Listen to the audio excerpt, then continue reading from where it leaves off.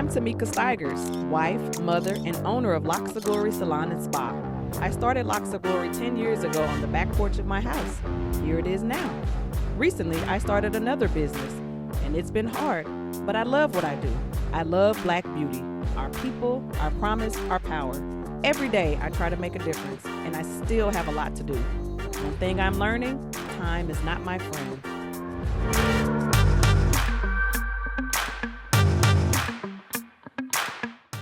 Previously on Black Beauty. Everybody supports their own structure except Black folks. The store is for my community.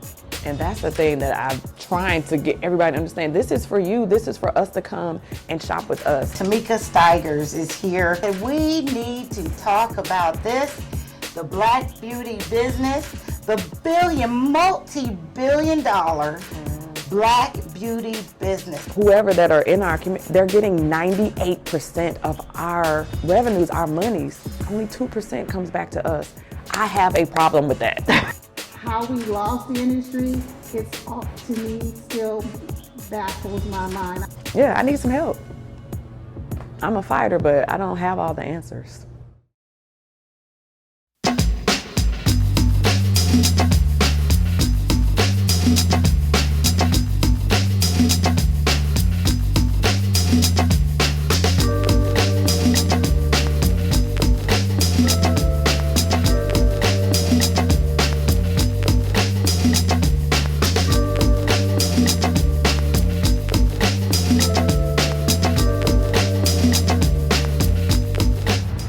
Our communities are being monopolized by people that don't live here, that don't look like us, that don't care about us.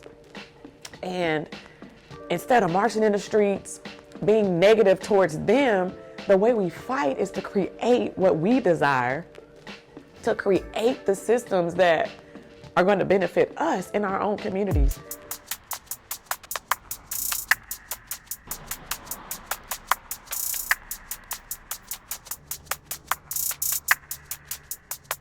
And so I have here a quiz that I want you to take. It's just 10 questions. What is the purpose of a business plan? What is a SWOT analysis used for in business? When I decide to do an event, especially those that are free, to give away advice, tips, it's empowering because it's giving someone the opportunity to learn something that they did not know. And I am a lifelong learner. I think it's important to learn something new every day. You need to go to the Secretary of State, get your name, get your business structure, because once that's solidified, then you're gonna create your business plan. What if you put all that time putting your business plan together, your marketing, you got a name, and then you go out there, your name ain't even available. Because it takes a lot to bring our people on board. We have to keep saying it and say it in a different way. Get somebody else to help you say it and then say it again and say it again. We have to really get down deep into the cortex of people to build that muscle of change. It takes a lot to affect change.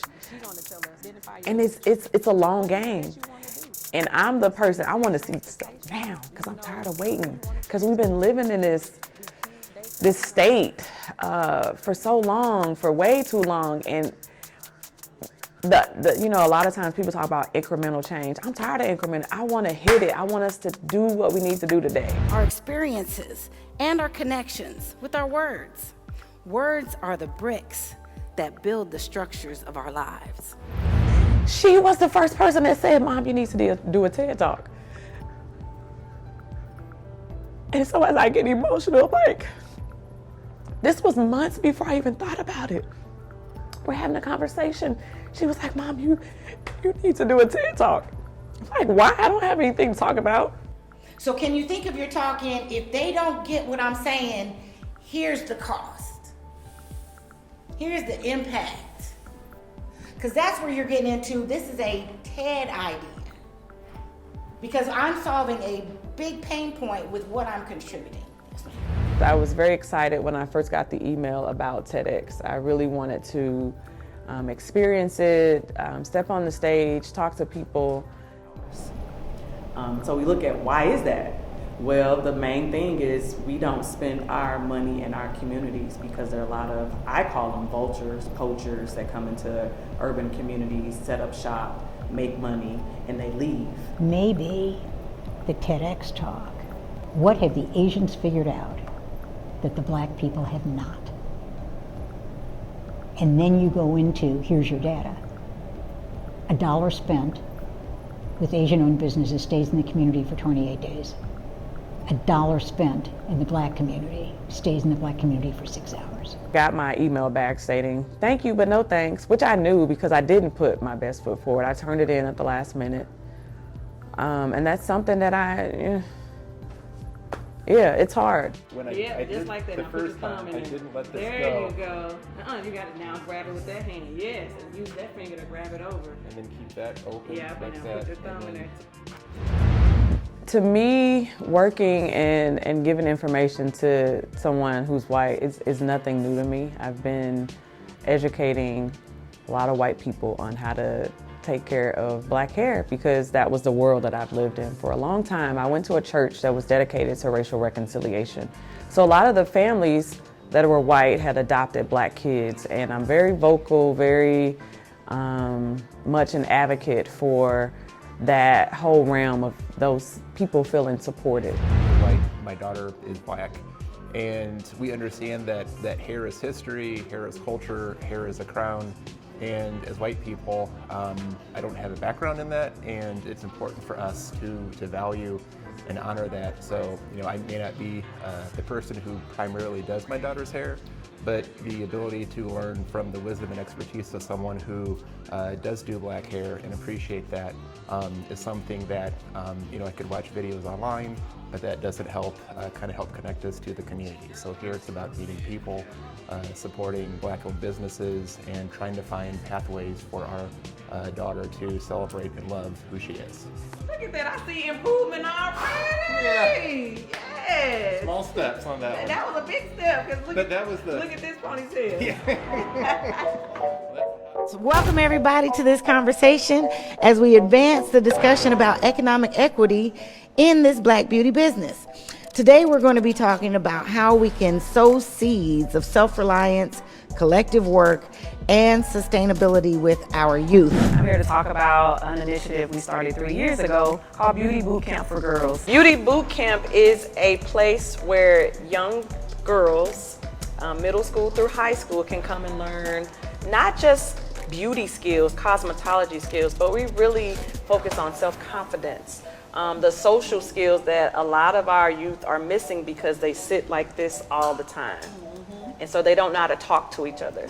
So we want to take that screen time away and interact with a few adults and guiding them in hair, skin, and nail care and building that self-esteem. I remember as a youth working, selling newspapers and make money, selling snow cones, roses, all different types of things to add to our income.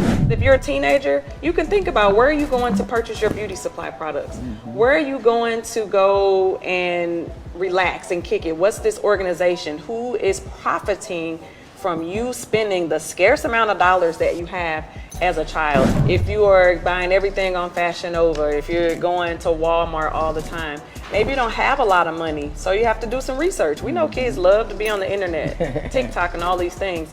Look into where are you purchasing items from? Who are you supporting? I'm in the beauty industry because that's what my focus is, but I am about community. I am about community. I'm about black folks coming together and doing what we need to do to grow and have that impact in our communities. And I just wish that as parents, like before we even are become impregnated, that we get to have these conversations like, what's your intention with this child? Yeah. What are we preparing this child for? We just having babies to be having them? The intentionality. Next time on Black Beauty. My daughter is, I always say she's the best part of me. I worry about my son because he's a black boy in St. Louis. And I knew the man was white when I married him.